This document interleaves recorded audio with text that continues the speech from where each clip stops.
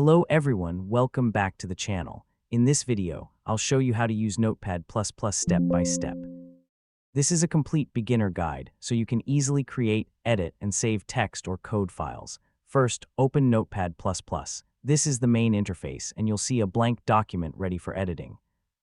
To create a new file, click File in the top left corner and select New. A new tab will open where you can start typing immediately.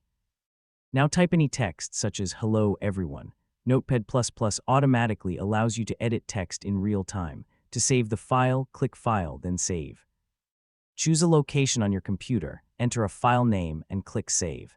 If you want to write code, click the Language menu at the top. Here you can choose HTML, CSS, JavaScript, Python, C++, and many other programming languages. Notepad++ will automatically highlight the code, making it easier to read and edit. To find a word or phrase, click Search, then Find. Type the text you want to search for and click Find next. To replace text, go to Search, then Replace. Enter the old text in the first box and the new text in the second box. Click Replace for one result or Replace all to change every occurrence. You can also open existing files by clicking File, then Open, and selecting a file from your computer. Multiple files can be opened at the same time in separate tabs.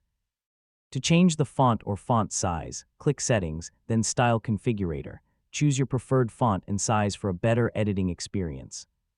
When you're finished, save your work again by clicking File and Save, and close the program using File and Exit.